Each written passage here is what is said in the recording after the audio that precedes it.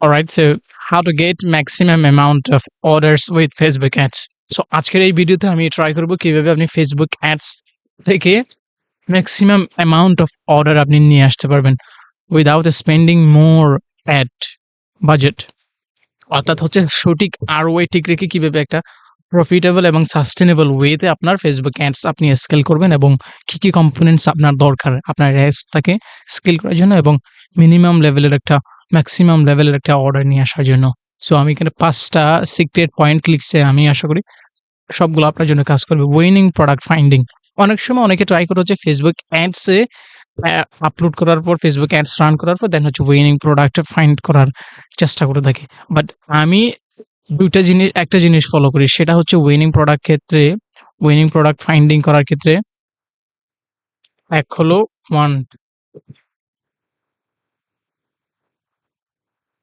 One type product, want এবং হচ্ছে আরেকটা হচ্ছে নিড। ওকে, এই দুইটার মধ্যে আসলে তফাৎটা কি, ওয়ান্ট কি এবং নিড কি, এটার পেছনে সাইকোলজিটা কি আসলে, যে ওয়ান্ট এবং নিড কেন বললাম। ওয়ান্ট হচ্ছে সেই ধরনের প্রোডাক্ট, যে ধরনের প্রোডাক্ট হচ্ছে একজন কাস্টমার কিনলেও চলে, না কিনলেও চলে। বাট যখন নিড টাইপ প্রোডাক্ট হবে, ওই প্রোডাক্টটা হবে একদমই তার কি খুবই দরকারি প্রোডাক্ট। সে যদি এই প্রোডাক্টটা না কিনে তাহলে হচ্ছে তার লাইফে ব্যাঘাত ঘটছে, অর্থাৎ তার লাইফ গ্রো হচ্ছে না আসলে। মানে হচ্ছে তার প্রত্যেকটা কাজে এই প্রোডাক্টটা দরকার। এই সমস্ত প্রোডাক্টকে হচ্ছে নিড টাইপ প্রোডাক্ট বলে। নিড টাইপ প্রোডাক্টের মধ্যে কি হতে পারে, মেডিসিন খুবই দরকারি জিনিস, রাইস, হ্যাঁ, বিভিন্ন তরকারি, তারপর হচ্ছে এই সমস্ত জিনিস হচ্ছে প্রাত্যহিক জীবনের ডেইলি জিনিসগুলো হচ্ছে আপনার নিড টাইপ প্রোডাক্ট, যেটা হচ্ছে আপনার কাস্টমারের, আপনার অডিয়েন্সের খুবই দরকার। বাট ওয়ান টাইপ যে প্রোডাক্টগুলো আছে, ধরেন হচ্ছে কিছু লাক্সারি প্রোডাক্ট থাকে, যেমন হচ্ছে পারফিউম, হ্যাঁ, তারপর হচ্ছে আরো বিভিন্ন ধরনের প্রোডাক্ট থাকতে পারে যেগুলো ওয়ান টাইপ, যেগুলা ইউজ না করলেও তার লাইফ চলে।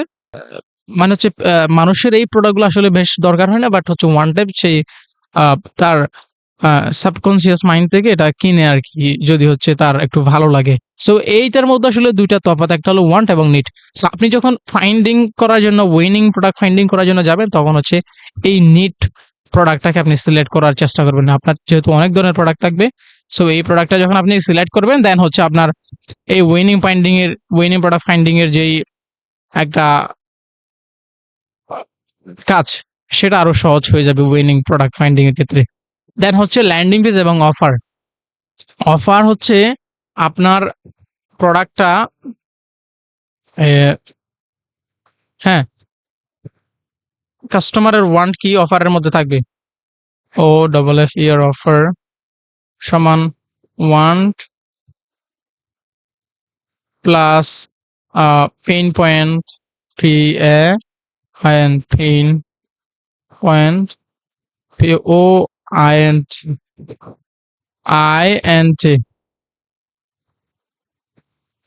সো এখন পেইন পয়েন্ট এবং হচ্ছে আউটকাম, COM, অর্থাৎ আপনার প্রোডাক্টটা কেন সেই কিনবে, তার ওয়ান্ট কি, তার, হ্যাঁ, তার ডিজায়ারটা কি আসলে, যে প্রোডাক্ট কেনার তার উদ্দেশ্যটা কি, এটা একটা অফারের মধ্যে থাকতে হবে। দ্বিতীয় হচ্ছে পেইন পয়েন্ট। আপনার পেইন পয়েন্ট কি, অর্থাৎ আপনার কাস্টমারের পেইন পয়েন্ট গুলা কি কি, যখন এইগুলা লিস্টবদ্ধ থাকবে আপনার, তখন আপনি কি একটা ভালো অফার, ইফেক্টিভ অফার আপনি ক্রিয়েট করতে পারবেন। দেন হচ্ছে আউটকাম, আপনার প্রোডাক্টটা ইউজ করার পর তার যে আউটকামটা সেই এক্সপেক্ট করে, সেই ভাবে। তো এই ধরনের একটা কি করবেন আপনি, আউটকাম আপনি সেট করবেন। সো আমি একটা আপনাকে উদাহরণস্বরূপ একটা অফার ক্রিয়েট করে দেখাই এখানে। ধরেন যারা marketing agency, service based business আছে, সার্ভিস বেসড যেগুলো বিজনেস আছে, ধরেন হচ্ছে একটা মার্কেটিং এজেন্সি। সো তারা হচ্ছে বিজনেসদেরকে টার্গেট করে, যারা ই-কমার্স বিজনেস আছে তাদেরকে টার্গেট করে মূলত মার্কেটিং সার্ভিস দিয়ে থাকে। সো সেটা হতে পারে help e-commerce business, ecommerce business I help e-commerce business, অর্থাৎ হচ্ছে এখানে কি হচ্ছে, হেল্প করেন আপনি। তারপর হচ্ছে কাদেরকে, ই-কমার্স বিজনেসকে। অর্থাৎ একটা অফারে হচ্ছে আপনার আপনি কি করেন সেটা থাকবে, দেন হচ্ছে কাদের করেন সেটা নির্দিষ্টভাবে উল্লেখ থাকতে হবে, তারপর হচ্ছে আপনার আই হেল্প ই-কমার্স বিজনেসেস তাদের ওই যে তাদের যে একটা ডিজায়ার, তাদের ওয়ান্টটা কি সেটা থাকতে হবে। Get more sales, sales, okay, more sales, or হচ্ছে গেট কনসিস্টেন্ট। বিজনেসের এখন সমস্যা হচ্ছে কনসিস্টেন্ট সেল পায় না। সো আপনি এটা কি দিবেন? Consistent sale, S A L, sale. হ্যাঁ, consistent. I help e-commerce business get consistent sales with meta ads, with meta ads, with meta ads, meta ads, এই তো। সো একটা অফারের মধ্যে হচ্ছে আপনার কি হলো, কাদেরকে, এখানে আরেকটা বিষয় লেখা উচিত ছিল যে আপনি কাদেরকে হেল্প করেন। সো অফারটা মূলত সার্ভিস বিজনেসের জন্য আমি একটা সিম্পল ওয়েতে একটা অফার ক্রিয়েট করার চেষ্টা করছি।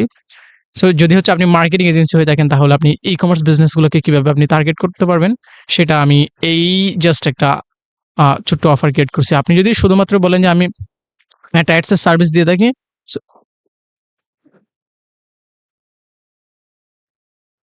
শুধুমাত্র আমি মেটা অ্যাডস এর সার্ভিস দিয়ে থাকি, তাহলে ওটা অতটা ইফেক্টিভ হতো না, যত না এটা হতো।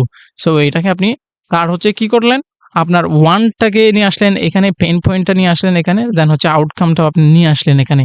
সো এর জন্য হচ্ছে এটা স্ট্রং অফার হলো।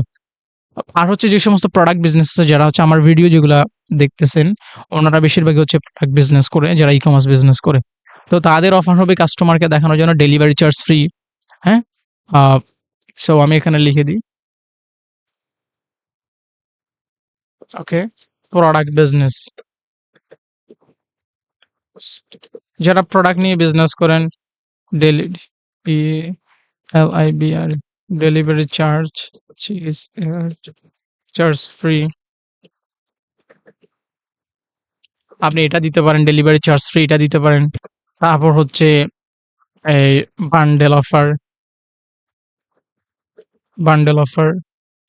আমার একটু স্পেলিং মিস্টেক হতে পারে।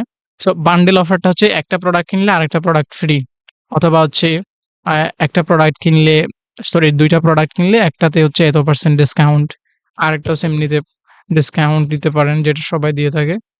সো এভাবে হচ্ছে আপনি অফারগুলো আপনি ক্রিয়েট করতে পারবেন। যখন আপনার এখন অফারের পার্টটা গেলো, দেন হচ্ছে ল্যান্ডিং পেজ। ল্যান্ডিং পেজ হচ্ছে আপনি কিভাবে করবেন? ল্যান্ডিং পেজ করার জন্য আপনাকে, সো ল্যান্ডিং পেজ তৈরি করার জন্য আপনাকে কিছু জিনিস মাথায় রাখতে হবে। না, ১ নম্বর হলো আপনার কি করতে হবে? একটা ল্যান্ডিং পেজের হচ্ছে কিছু পার্ট রয়েছে। এক হলো ইনফো, প্রোডাক্টের info. Number 1, info. Info about the product or service. BICA.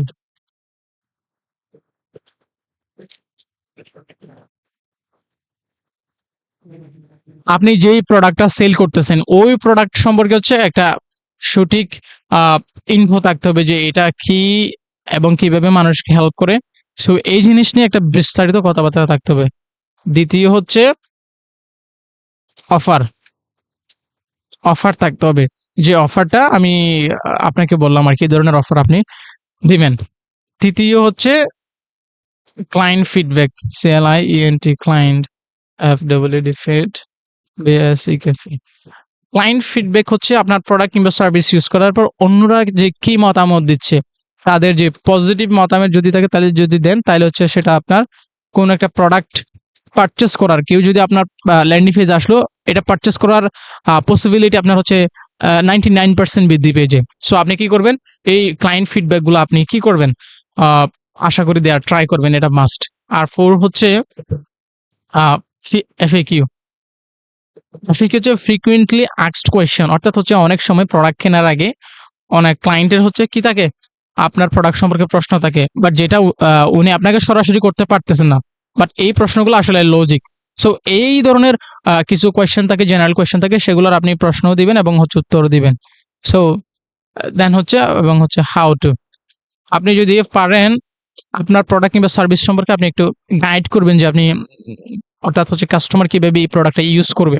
So এই বিষয়ে যখন আপনি হেল্প করবেন তখন হচ্ছে এটা একটা পরিপূর্ণ একটা ল্যান্ডিং পেজ আপনার ক্রিয়েট হয়ে গেল। সো এই ল্যান্ডিং পেজ হচ্ছে সাধারণ পেজের মধ্যে অনেক তফাৎ। যখন আপনার এই ল্যান্ডিং পেজগুলো সাজিয়ে গুছিয়ে আপনি তৈরি করতে পারবেন, দেন হচ্ছে কনভার্সন রেশিও অর্থাৎ পারচেসিং যে পাওয়ারটা এটা আরো অনেক বেশি ইনক্রিজ হয়ে যায়। সো এখন আমরা কথা বলবো Andromeda friendly content strategy. Andromeda update আসার পর থেকে ফেসবুক বলতেছে তুমি হচ্ছে কন্টেন্ট স্ট্র্যাটেজিতে সবচেয়ে বেশি ফোকাস করে থাকো। অনেক সময় কন্টেন্ট স্ট্র্যাটেজিটা কি আসলে কন্টেন্ট স্ট্র্যাটেজি হচ্ছে আপনার বিভিন্ন ফর্মেটে বিভিন্ন ডাইভার্সনে কন্টেন্ট তৈরি করা। সো আমি এখানে আপনাকে কিছু জায়গায় হেল্প করতে পারি যে কি কি ধরনের কন্টেন্ট হচ্ছে আমরা তৈরি করতে পারি। ওকে, হ্যাঁ, কি কি ধরনের হচ্ছে আমরা কন্টেন্ট তৈরি করতে পারি অ্যান্ড্রোমেডা ফ্রেন্ডলি যেটা বলতেছেন। সো অ্যান্ড্রোমেডা ফ্রেন্ডলি কন্টেন্টের স্ট্র্যাটেজির মেইন কথা হচ্ছে আপনার বিভিন্ন আইডিয়া বিভিন্ন ফরম্যাটের কন্টেন্ট তৈরি করা। সো ফরম্যাটটা তো আপনি বুঝলেন যে কিছু কন্টেন্ট থাকবে হচ্ছে রিলস ফরম্যাটে আর কিছু কন্টেন্ট থাকবে হচ্ছে ইমেজ ফরম্যাটে, এই সমস্ত বিষয়। বাট আমি ওই দিকে যাচ্ছি না, আমি কন্টেন্ট স্ট্র্যাটেজি পার্টটা নিয়ে কথা বলতেছি। সো আপনার দিতে পারেন হচ্ছে ইনফো কন্টেন্ট, আপনার প্রোডাক্ট কিংবা সার্ভিস সম্পর্কে একটা ডিটেইল ভিডিও, যাতে আপনার অডিয়েন্স ভাবতে পারে যে আপনি প্রোডাক্ট সম্পর্কে ভালো জানেন এবং হচ্ছে আপনার প্রোডাক্ট সম্পর্কে একটা ভালো দক্ষতা রয়েছে। সো উনি একটা কনফিডেন্ট পাবে হচ্ছে এই মানুষটার কাছে প্রোডাক্ট কিনলে অবশ্যই আমি একটা বেটার সার্ভিস পাবো। দ্বিতীয় হচ্ছে ফিডব্যাক। হ্যাঁ, ফিডব্যাক ফিডব্যাক কন্টেন্ট হচ্ছে ওই সমস্ত কন্টেন্ট যেগুলো হচ্ছে আপনার ক্লায়েন্টরা আপনাকে দিচ্ছে, এগুলা দিলে আপনার আরো বেটার কাজ করবে। আর তৃতীয় হচ্ছে ইমোশনাল কন্টেন্ট। ওকে, ইমোশনাল, ইমোশনাল কন্টেন্ট, ইমোশনাল কন্টেন্টের মাধ্যমে পারচেসিং যে ক্যাপাবিলিটি অডিয়েন্সের সেটা আরো বেশি বৃদ্ধি পায়। কারণ হচ্ছে আপনার প্রোডাক্টের সাথে ওই অডিয়েন্সটা আসলে কানেক্ট করতে পারে খুব ভালোভাবে। সো এই তো গেল।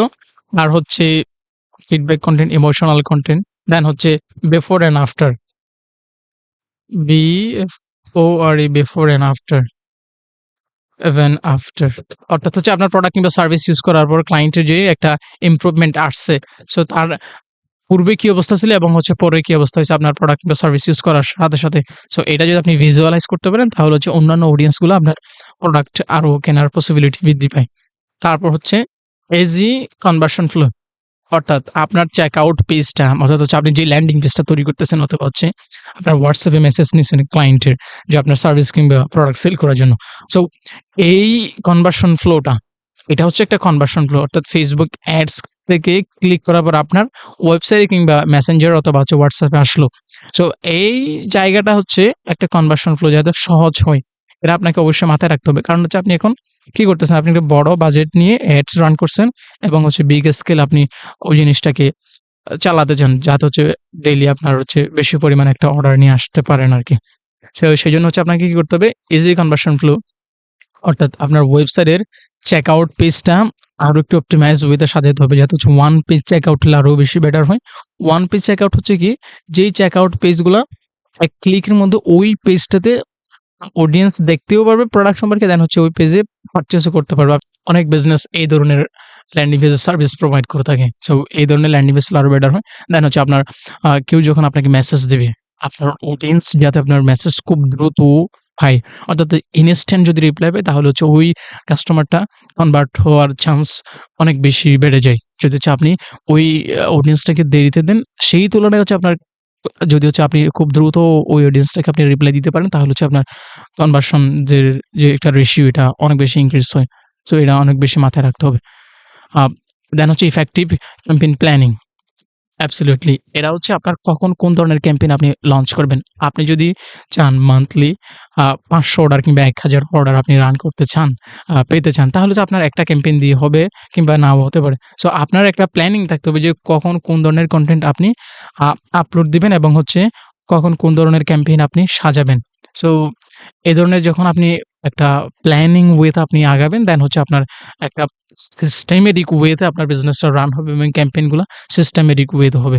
সো যখন ধরেন আমি একটা কথা বলি, আপনি first campaign prospect campaign run করছেন, ওটা হচ্ছে একটা অডিয়েন্সকে টার্গেট করে দেন হচ্ছে এখান থেকে কিছু ডেটা পেলেন এবং ওই ডেটার উপর ভিত্তি করে আপনি কি করবেন, রিটার্গেট ক্যাম্পেইন আপনি লঞ্চ করতে পারেন এবং রিটার্গেট ক্যাম্পেইনের পাশাপাশি আপনি একটা লোকাল ক্যাম্পেইন রান করতে পারেন এবং আরো বিভিন্ন ধরনের নতুন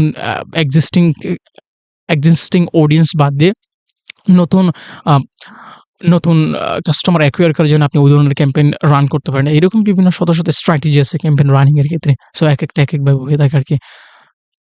সো আশা করি আপনি বুঝতে পেরেছেন আমি প্রায় ৫ টা আ এফেক্টিভ স্ট্র্যাটেজির কথা বলছি, যেগুলো হচ্ছে আপনার বিজনেসের জন্য খুবই বেশি দরকার হবে বেশি অর্ডার করার জন্য, বেশি অর্ডার নেওয়ার জন্য বর্তমানে।